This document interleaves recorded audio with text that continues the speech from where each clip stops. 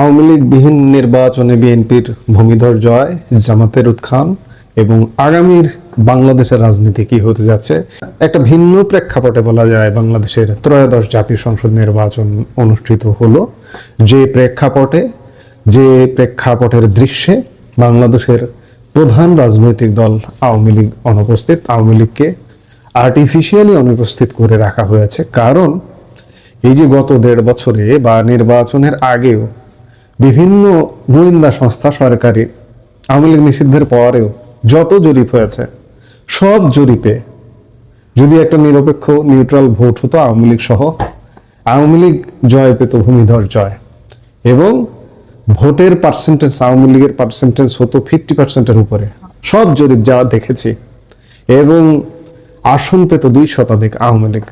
কিন্তু যেহেতু আওয়ামী লীগের এত বড় জয় অন্ততপক্ষে এই যে মবের বাংলাদেশ এটি মেনে নিতে পারবে না।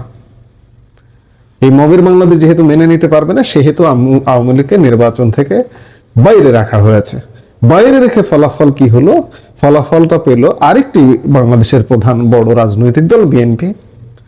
2 দশকের চেনা দৃশ্যপট পাল্টে দিয়ে এই নির্বাচনে অনুপস্থিত ছিল দেশের অন্যতম বড় রাজনৈতিক দল আওয়ামী লীগ, আর তাদের অনুপস্থিতিতে ব্যালট পেপারের এই লড়াইয়ে অভাবনীয় জয় পেয়েছে বাংলাদেশ জাতীয়তাবাদী দল বিএনপি। সর্বশেষ বেসরকারি ফলাফল অনুযায়ী বিএনপি ও তাদের মিত্ররা 2/3 আসনে জয়লাভ করে নিরঙ্কুশ সংখ্যাগরিষ্ঠতা অর্জন করে এখন সরকার গঠনের পথে। অন্যদিকে জামাতে ইসলামী তাদের রাজনৈতিক ইতিহাসের সেরা ফলাফল করলেও সরকার গঠনের একটা স্বপ্ন দেখছিল। এটাকে আমি দুঃস্বপ্ন বলি, এটা বাংলাদেশ, তাদের সেই দুঃস্বপ্ন পূরণ হয়নি। কিন্তু নির্মম বাস্তবতা হলো, অতি তিক্ত বাস্তবতা হলো, জামাত বিরোধী দলের আসনে বসছে, সংসদের বিরোধী দলের আসনে, আর বিএনপি একক সংখ্যাগরিষ্ঠ দল হিসেবে সরকার গঠন করতে যাচ্ছে।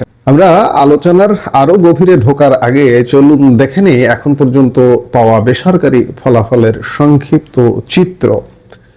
বিএনপি ও মিত্র জোট পেয়েছে 213টি আসন, নিরঙ্কুশ সংখ্যাগরিষ্ঠতা বা ল্যান্ডস্লাইড জয় বা ভূমিধর জয়, আপনি এটিকে যেভাবেই বলুন না কেন, এটা ভূমিধর জয়। জামাতে ইসলামী ও মিত্র জোট পেয়েছে 77, প্রধান বিরোধী দল হিসেবে উপস্থিত হতে যাচ্ছে।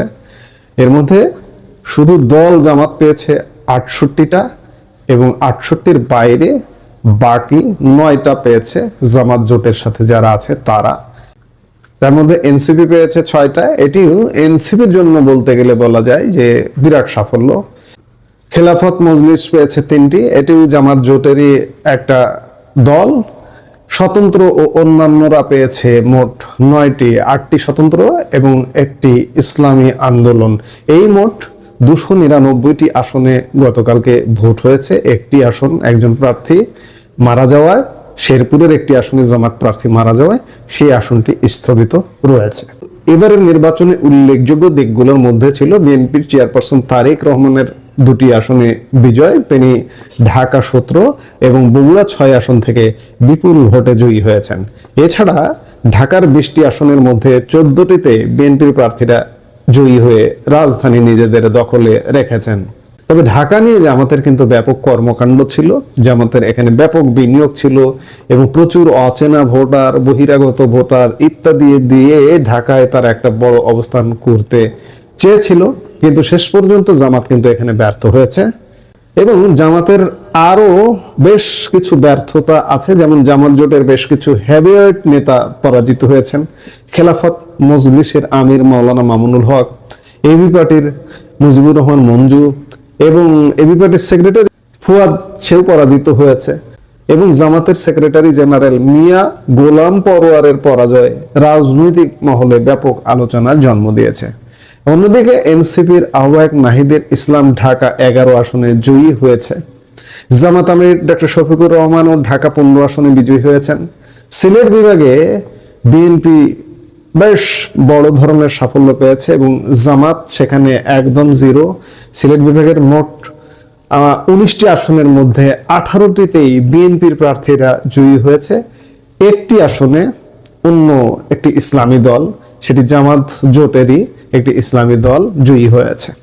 গতকাল নির্বাচনে খুব বড় ধরনের সহিংসতা বা প্রাণহানির ঘটনা ঘটেনি, এটি সত্য, কিন্তু ভোটার উপস্থিতি ছিল, আমরা গতকালকে এটি নিয়ে কথা বলেছি, অতি নগণ্য।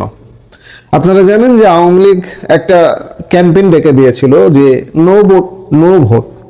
আমরা গতকালকেও বলেছি যে আওয়ামী লীগের এই ক্যাম্পেইনটা শতভাগ সফল হয়েছে, কারণ সত্যিকার অর্থে অ্যাকচুয়াল ভোট কাস্টিং 30%-এর বেশি হয়নি।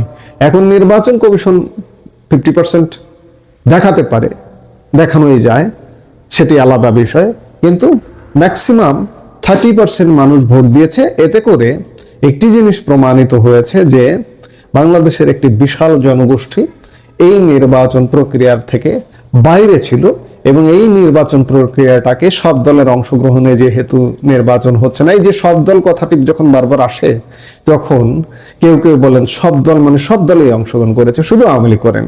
এই শুধু আওয়ামী লীগটাই তো বাংলাদেশের জনগণ। দেখুন 30% ম্যাক্সিমাম, আমি ধরে নিচ্ছি 30% ভোট দিতে গেছে, 70% ভোট দিতে যায়নি। কেন যায়নি? আওয়ামী লীগ নেই তাই। তাহলে এই 70% আওয়ামী লীগের, আমি ধরে নিলাম 70% আওয়ামী লীগ না, ফ্লাইং আছে, আওয়ামী লীগের সাথে ফ্লাইং ভোটাররাও দিতে, সাধারণ মানুষও ভোট দিতে যায়নি। কমপক্ষে 50%-এর উপরে আওয়ামী লীগের ভোটার আছে। আজকে যে রেজাল্টের হিসেব আপনারা করছেন, সমীকরণ করছেন, একটা নির্বাচন দিয়ে দেখুন, নিরপেক্ষ নির্বাচন, একদম ফলাফল, এই যে বিএনপি যে ফলাফলটা অর্জন করেছে, এই ফলাফলটা হবে আওয়ামী লীগের জন্য। যদিও প্রধান নির্বাচন কমিশনার AM নাসির উদ্দিন দাবি করেছেন নির্বাচন ছিল সম্পূর্ণ স্বচ্ছ এবং স্বচ্ছতার কোনো অভাব ছিল না। তিনি এই নির্বাচনকে জাতির কাছে দেওয়া ওয়াদা পূরণ হিসেবে বর্ণনা করেছেন। 25 কোটি ব্যালট ছাপানোর বিশাল কর্মযজ্ঞ শেষে কোনো প্রাণহানি ছাড়া এমন নির্বাচনকে তিনি সফল হিসেবেই দেখছেন। এখানে এই নির্বাচনে উল্লেখযোগ্য একটি দিক যে জামাত আশা করেছিল তারা হয়তো সরকার গঠন করবে বা বিএনপির খুব কাছাকাছি থাকবে, কিন্তু ফলাফল বলছে বাংলাদেশের সাধারণ মানুষ জামাতের উপর ভরসা করলেও তাদের হাতে ক্ষমতা দিতে প্রস্তুত নয়। বিশেষ করে উত্তরাঞ্চল ও পশ্চিমাঞ্চলে জামাত ভালো করলেও দেশব্যাপী বিএনপির জোয়ারের কাছে তারা নতি স্বীকার করেছে। বিশ্লেষকরা বলছেন যুদ্ধাপরাধের তকমা এবং সাম্প্রতিক সময়ে নারী নিয়ে নানা রকম বিতর্কিত মন্তব্যের কারণে এবং কট্টর ইমেজ থেকে বের হতে না পারায় জামাতের সরকার গঠনের স্বপ্নভঙ্গের কারণ। তবে বিরোধী দল হিসেবে তাদের এই উত্থান আগামীর সংসদে এক নতুন মেরুকরণ তৈরি করবে। এখন প্রশ্ন হলো যে বাংলাদেশের রাজনীতির এক বড় অংশীদার হচ্ছে আওয়ামী লীগ। এখন আওয়ামী লীগের রাজনীতির কি হবে? মাঠের রাজনীতিতে বড় কোনো শক্তি ছাড়া বিএনপি এখন প্রায় একক রাজত্ব কায়েম করতে যাচ্ছে। তারেক রহমান এরই মধ্যে কোনো বিজয় মিছিল না করার এবং মসজিদে দোয়ার আহ্বান জানিয়ে পরিপক্কতার পরিচয় দিয়েছেন। তিনি হয়তো প্রতিহিংসার রাজনীতি থেকে বেরিয়ে আসার বার্তা দিতে চাইছেন। তবে বিরোধী দলে জামাতের অবস্থান এবং রাজপথে এই মুহূর্তে অনুপস্থিত আওয়ামী লীগের পুনরুত্থান ঘটবে কিনা তা নির্ভর করবে নবগঠিত সরকারের কার্যক্রমের উপর। সরকার যদি সহাবস্থান নিশ্চিত করতে চায়, সব দল সব মতকে কাছে পেতে চায়, তারেক রহমান প্রধানমন্ত্রী হিসেবে যদি সবার প্রধানমন্ত্রী হতে চায়, তাহলে তারেক রহমানের প্রধান কাজ হবে ঐক্যের বাংলাদেশ গড়া। আমরা গতকালকেও আলাপ করেছি যে গত 1.5 বছর যাবত বাংলাদেশকে একটা বিভেদের বাংলাদেশ তৈরি করা হয়েছে। এই বিভেদ দূর করে, এবং তারেক রহমানের এটি মাথায় রাখতে হবে, ভোটের কাস্টিং কিন্তু অনেক কম হয়েছে। কেন কম হয়েছে? আওয়ামী লীগের ভোট বর্জনের ডাক এবং একটি বড় অংশ এই ভোটে অংশ না নেওয়া। তারেক রহমান যদি প্রধানমন্ত্রী হনই, তাহলে তাদের আস্থা অর্জন করাটাও তার জন্য একটা বড় চ্যালেঞ্জ। এই চ্যালেঞ্জে যদি উতরাতে পারেন, তাহলে তার শাসনকাল, তিনি 5 বছর মেয়াদ পূরণ করতে পারবেন কিনা, নাকি কয়েক মাস হবে, নাকি কয়েকদিন হবে, এটি কিন্তু সম্পূর্ণ তার কর্মের উপরে নির্ভর করবে। এই নির্বাচনে যারা ভোট বর্জন করেছে তাদেরকেও তারেক রহমানের কাছে টানতে হবে, তাহলে তিনি শান্তিপূর্ণভাবে দেশ চালাতে পারবেন, নইলে তার জন্য দেশ চালানো কঠিন হবে। এই নির্বাচনে আরেকটি লক্ষণীয় বিষয় যে জাতীয় সংসদ নির্বাচনের সাথে সাথে গণভোট অনুষ্ঠিত হয়েছে। জুলাই জাতীয় সনদের গণভোটে জয়ী হওয়ার ইঙ্গিত পাওয়া যাচ্ছে। এর ফলে সংবিধান এবং আমাদের আইনের কিছু সংশোধনী, সেই সংশোধনীগুলো আসতে পারে। ত্রয়োদশ জাতীয় সংসদ নির্বাচন বাংলাদেশের রাজনীতির ইতিহাসে এক নতুন অধ্যায়ের সূচনা করলো। সেনাবাহিনী, বিজিবি ও পুলিশের কঠোর পাহারায় কোনো প্রাণহানি ছাড়া এই ভোট গ্রহণ গণতান্ত্রিক অগ্রযাত্রার বড় মাইল ফলক হবে নাকি ভিন্ন কিছু হবে, তা দেখতে হলে আমাদের সামনের দিনগুলোতে আরো কিছুদিন দেখতে হবে, অপেক্ষা করতে হবে। এখন দেখার বিষয়, নিরঙ্কুশ সংখ্যাগরিষ্ঠতা নিয়ে বিএনপি কিভাবে ধ্বংসপ্রায় রাষ্ট্র কাঠামো পুনর্গঠন করে। আপনার কি মনে হয় জামাত কি শক্তিশালী বিরোধী দল হতে পারবে, আর আওয়ামী লীগ কি পারবে আবারও ফিরে আসতে? আপনার মতামত জানান।